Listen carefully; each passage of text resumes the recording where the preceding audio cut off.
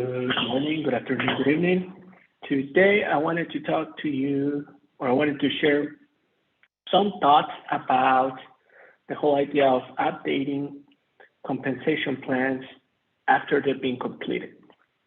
And as we all know, the actual planning of compensation typically follows some type of workflow, right? And not workflow in the technical sense, but more like a roadmap. So, you launch a plan. I guess a common practice is to have someone on total rewards or HRIS to review the plans, make sure that all the information looks okay, and you move it to a planner. Planner goes in, do the planning, move it to some sort of approval if they need to or not. And I've seen some cases, especially with LTIPs and such, that are long-term incentive plans that they don't really go to approval, you just have total reward there. Have a mechanism to do all the calculations and then leverage it for any comp statement that you might be generating shortly after. But this is setting right about updating all these plans right after they've been completed. So they went through the approval process. So we could argue if you're changing something after the fact, it jeopardizes a little bit the approval that you would have, or even worse, the actual numbers, right? Because eventually you're approving those numbers, those budgets, you're balancing them out, and then if they don't work, or if you're modifying things after the fact, what does that mean? As well as any type of relationship with payroll, right? Because at least my experience is that you share the numbers with payroll for actual payouts, at least for any type of bonuses, incentives, very shortly after you finish the cycle, right? With merit, you have a little bit of wiggle room, right? And of course, with all this, you can do retroactive. That's a whole separate conversation. But my point is that it's really fundamentally speaking, right? Or from a best practice, common practice, however people call that anymore, which I have a lot of thoughts about it. It is not a good idea, right? To have that setting enabled and to be updating plans, Now, and by the way, this is my prediction. I might be completely wrong, but I would argue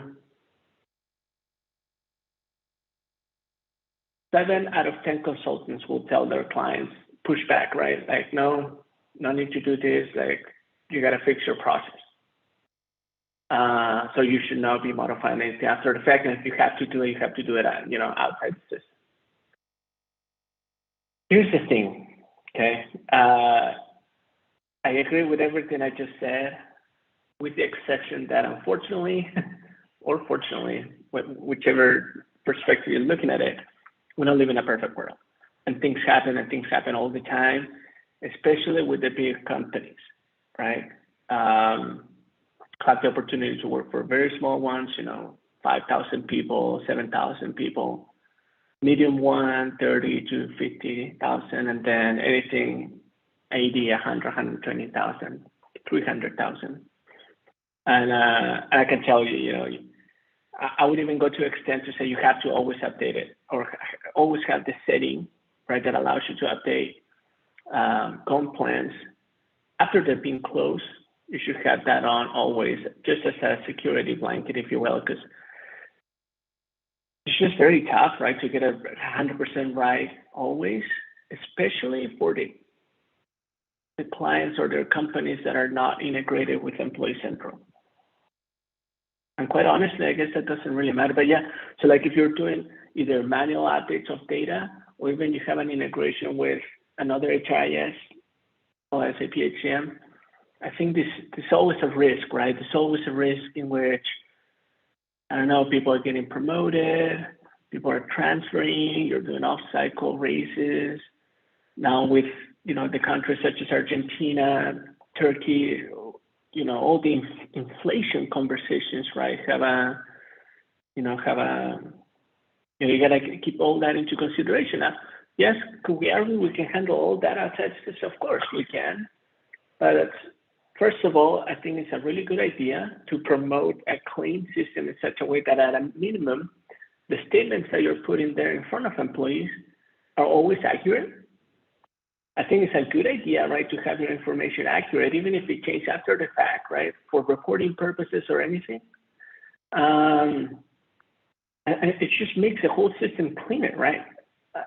I understand that here it's really this one of those that is a process and policy problem, right? Because you take policy, we don't change anything, process, we don't change anything. But the reality is that things will be changing. Therefore, I always recommend to have that setting. And of course, if you didn't know, right, you can do that, right? So when the plan is completely closed, you can still update information if you choose to. There's a couple of ways to do it, right? I'm not going to get into details, and I typically don't share a system here on these videos, but I don't know. I came across something recently about that. I had it enabled. It came about very handy, and at least on this project I was working on, I can say with all certainty that 100% of the information, even though some of it changed after we closed the plants, 5 plants globally, it's 100% accurate in HCM or in the HRIS system, in payroll, of course, in success factors at the worksheet level, as well as the comp statements. So that's what I have for today. Any thoughts, comments, questions? I know I've asked this question before to other consultants, and like I say, 6, 7 out of 10 times I get the answer, no, don't do it. Like, it's not really a good practice, just push back. But I was a client to myself, so I understand that, flexibility sometimes is key. And also, during planning, such a stressful period, right? Because you start typically towards the end of the year, so you're already in kind of Christmas mode, New Year's mode. Christmas is my favorite holiday, by the way. And then go through New Year, so you take a break, and then you start again, but it picks up very, very quickly. And then typically planners have a very short amount of time. Executives are always, busy. And it's not cyclical, right? I mean, it's very seasonal, right? It happens once or twice a year, typically once a year, and then you're done, right? So you get it right or you get it right. So it can be fairly stressful. And then on top of that, you throw a system that is very rigid. Then you start in the conversations of blaming the system for the lack of flexibility. Oh, it's success factors problem, it's the product's problem. Even it's the company, the partner who implemented these problems, right? I don't know, right? You're always blaming it, and when in reality, there are some little things here and there that could make a ton of difference, and then, it could really, really help. So anyways, that's what I have for today. I'll be thinking about what I talk about it tomorrow. But with that, have a good rest of the day. I'll be talking to you later. Bye-bye.